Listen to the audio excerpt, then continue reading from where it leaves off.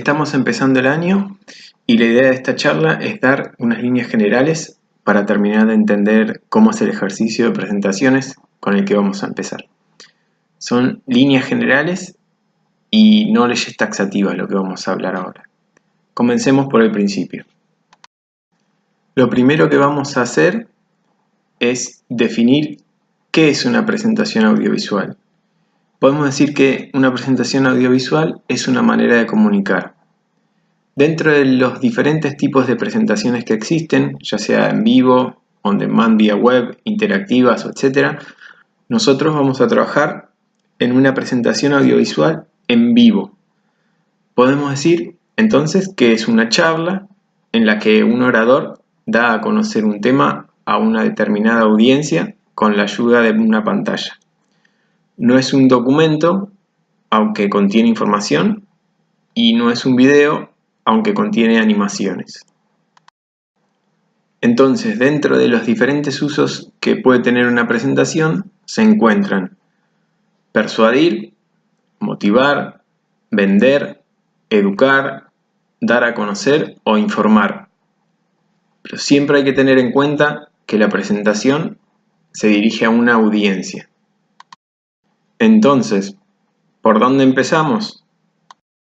Vamos a empezar por el relato. Una de las primeras cosas que debemos definir es sobre qué tema vamos a hablar. Si no tenemos un relato armado, es poco útil comenzar a diseñar. Nosotros vamos a hacer una presentación que va a tratar sobre algún aspecto de la vida de un personaje reconocido. Vamos a construir un relato hablado y gráfico. Pero en otros casos el tema podría ser presentar un nuevo producto, dar un informe a una junta directiva, presentar un proyecto de diseño, etc. Debemos recolectar la mayor cantidad de información posible e ir editándola. Es necesario que hagamos un recorte, una selección de información que valga la pena ser escuchada por la audiencia. Una vez que tengamos esa información, sería ideal comenzar con un esquema que nos permita visualizar la total magnitud de nuestro relato, de manera que sepamos dónde vamos a comenzar y hacia dónde tenemos que dirigirnos. Esto nosotros lo vamos a pedir con el correr de las clases, por lo que vayan pensando en que lo van a tener que hacer. Un consejo acertado sería hacer muchos bocetos en lápiz de cada una de las pantallas hasta encontrar la mejor manera de mostrar la información. Tal vez ahí nos demos cuenta, por ejemplo, que para mostrar algo tenemos que hacerlo en varias pantallas en lugar de solo en una. Es una necesidad saber qué información vamos a comunicar y encontrar el diseño apropiado para que esa comunicación se entienda de la mejor manera. Hay un libro llamado Método TED para hablar en público que cuenta el modo en que los oradores de las charlas TED preparan sus presentaciones. TED es una organización sin fines de lucro dedicada a difundir ideas enmarcadas en los ámbitos de la tecnología, entretenimiento y el diseño. Esta organización brinda charlas exclusivas presentadas por personas con trabajos destacados o personas comunes que tienen anécdotas o vivencias dignas de ser contadas y difundidas. En este libro sugieren 3 maneras para arrancar las presentaciones. Entonces, ¿cómo introducir la charla? Ya sea contando una anécdota personal, relatando una afirmación sorprendente o formulando una pregunta contundente. Es clave saber qué vamos a querer contar y, por decirlo de alguna manera, vender al público sobre el personaje elegido. ¿Cómo vamos a enganchar al público? Veamos ejemplos en video de estas 3 situaciones mencionadas. Hay algo que me pasa muy seguido y que imagino que a muchos de ustedes probablemente también les pasa. Voy a asados con amigos o familiares y de repente surge alguna discusión que involucra convicciones muy profundas. Al principio la discusión surge en tono amable, pero con el correr de los minutos empiezan las chicanas, los argumentos tiradísimos de los pelos o el uso de datos muy engañosos porque pensamos a la discusión como una competencia en la que queremos ganar a toda costa y en la que nos cuesta un montón poner a prueba nuestras convicciones más profundas. Una de las personas con las que más veces discutí en mi vida es mi papá. Discutimos de todo, pero sobre todo de política y de economía. Y cuando yo recién empezaba la carrera de sociología, era cuando más discutíamos. Y yo me recalentaba en esas discusiones. Odiaba perderlas y, de hecho, la mayoría de ellas las perdía. 207 millones de dólares en efectivo. 2 toneladas de papel. Así se ven. Esta cantidad de efectivo fue confiscada por un operativo policial antidroga en la Ciudad de México. Y es una de las armas más letales que encontraron allí. ¿Cuántas veces le dijeron que no? Que no podían estudiar algo que ustedes querían, que no se podían dedicar al arte, que no podían laburar. Un profesor, un jefe de esos está lleno, pero también un desconocido, un amigo, un novio, una novia, hasta tus propios viejos. Esos no que duelen, que te hacen sufrir. ¿Y ustedes estaban preparados para oír ese no? ¿Para aceptarlo? ¿Cómo haces para encarar un no? Para responder a ese no, pensé en un desafío. Y para eso preciso un voluntario de los 10.000 que están acá. Entonces, hasta acá, esto ha sido solo la introducción. Una vez superada, tenemos que continuar con el relato. La recomendación general es construir el relato en 3 partes al margen de la longitud. Tener estas 3 partes va a ayudar a memorizar hacia dónde vas y al público a recordar el mensaje. Estas 3 partes deben incluir un inicio, nudo o desenlace o situación, complicación, resolución, aunque no necesariamente en ese orden. En el inicio se va a presentar la problemática y en el nudo se desarrollará y nos queda solamente la conclusión. Lo primero que hay que hacer es dar una indicación clara de que nos aproximamos al final de la ponencia. Lo más básico es decir, en conclusión, y finalizar rápidamente. La idea es que en este momento cúlmine debemos hacer que el nivel de atención aumente. Es la última oportunidad para motivar al público. Esto debemos demostrarlo desde el tono y la manera de hablar, hasta con las palabras que vayamos a utilizar. Veamos ahora unos ejemplos sobre cómo se finalizan las charlas TED que vimos anteriormente. En suma, como decía recién, si el dato va con lo que nosotros ya pensamos a priori, es cómodo, es gratificante. Y si el dato nos desafía y tras mirarlo una y otra vez se nos sigue riendo en la cara, ¿qué hacemos? Terminemos de comer el bife del asado en el que estábamos, tomémonos una ducha, investiguemos, tomémonos todo el tiempo que haga falta y capaz podamos concluir que perder una discusión también es ganarla. Muchas gracias.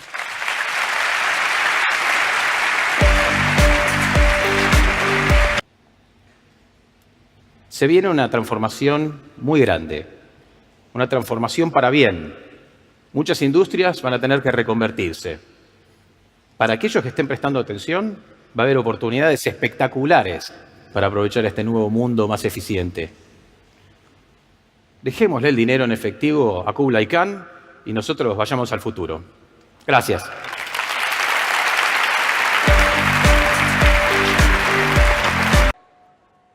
Van a tener lluvias de no, vientos de no, soberbias, golpes de no. Sigan su instinto, persigan su trance de felicidad. Juéguensela, vayan por la botella, vayan por la pelota, siempre. Entréguense totalmente y que se preparen todos aquellos que alguna vez les dijeron que no. Muchas gracias.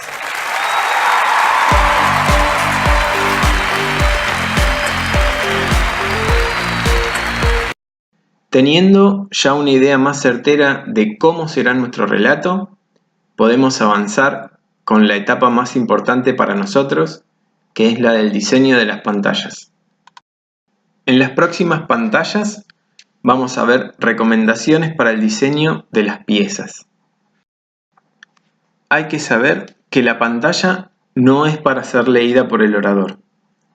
Es clave comprender que la función de las diapositivas es reforzar el discurso del orador y no ser una transcripción literal del mismo.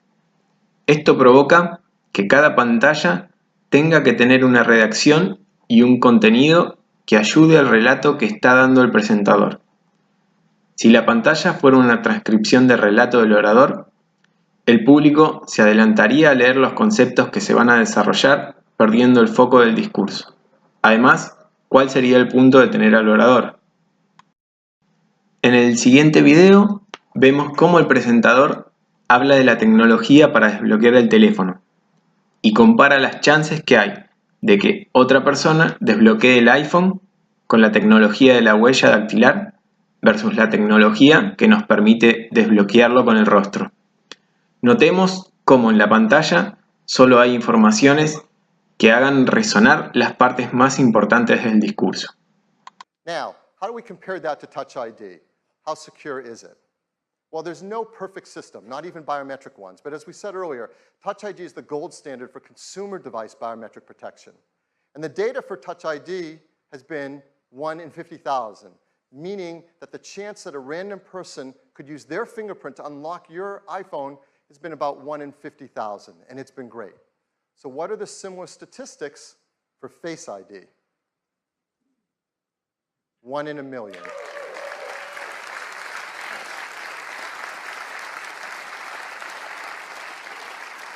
The chance that a random person in the population could look at your iPhone 10 and unlock it with their face is about 1 in a million. Now, of course, the statistics are lower if that person shares a close genetic relationship with you. So, for example, if you happen to have an evil twin, you really need to protect your passcode with your sensitive data with a passcode. Hopefully you don't. Hay que diseñar para el medio y el entorno.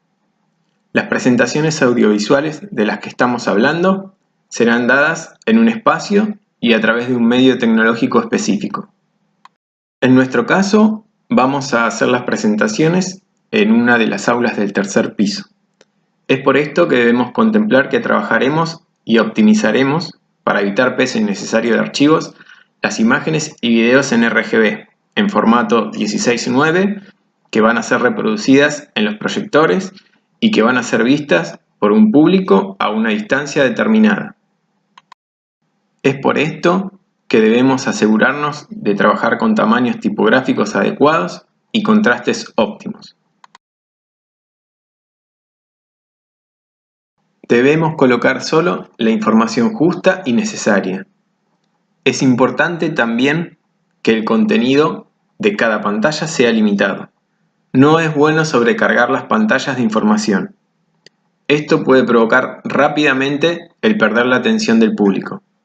Cada pantalla debe ser cómoda para leer, ver y decodificar en un corto plazo.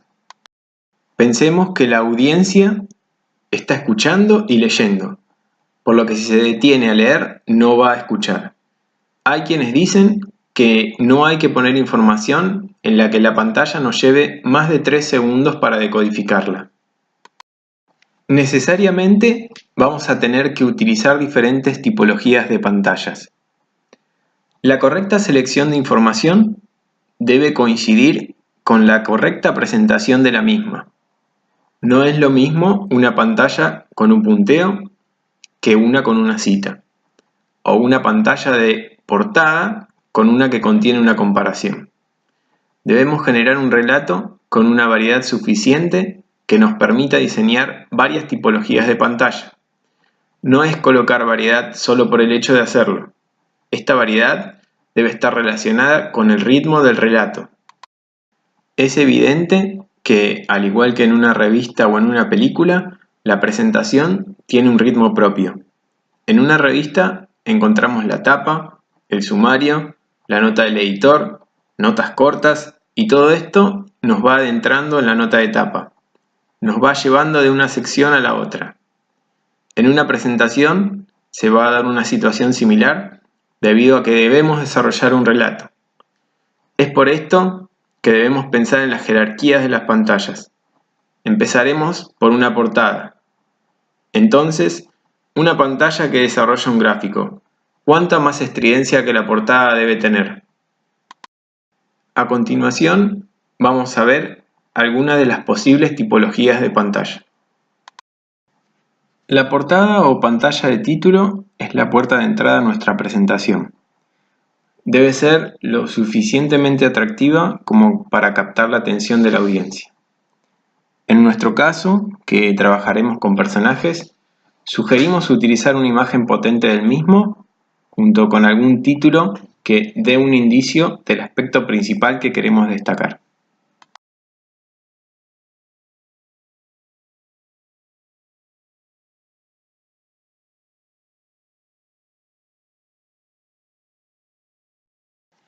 La pantalla de listado sirve para enumerar una serie de contenidos o temas a tratar. Es importante saber que no es necesario que los listados sean solo tipográficos.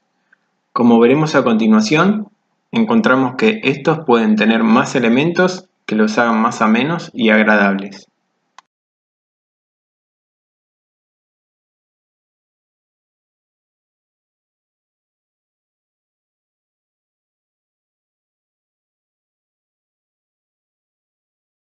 La pantalla de ítem de listado es una diapositiva en la que uno de los ítems se destaca para ser desarrollado a continuación.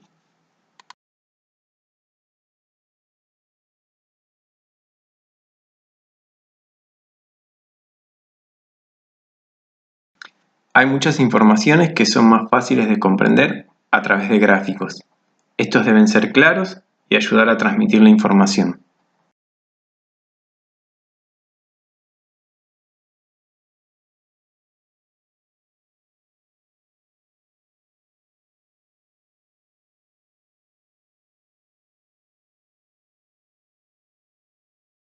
Las pantallas que contienen una frase destacada deben ser coherentes comunicacionalmente. La jerarquización de la información dentro de la oración debe ser correcta. No es útil, por ejemplo, destacar palabras secundarias. Hay que resaltar la palabra clave de la oración.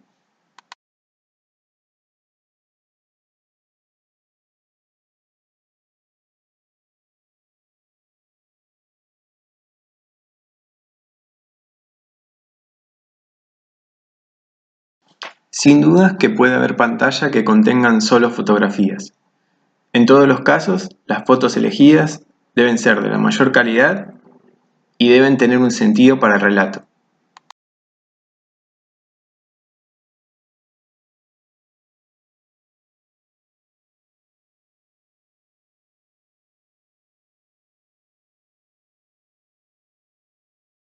Es muy frecuente encontrar en las presentaciones pantallas con citas.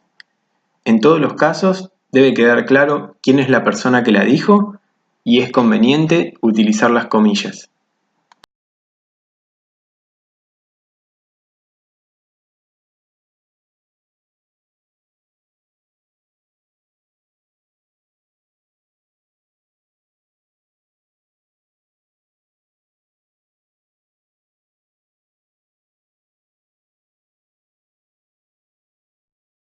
Ya que daremos un fin al relato hablado, debemos dar un fin al relato en pantalla. Para esto es la pantalla de cierre. Muchas veces en conferencias se utiliza para colocar datos de contacto del orador.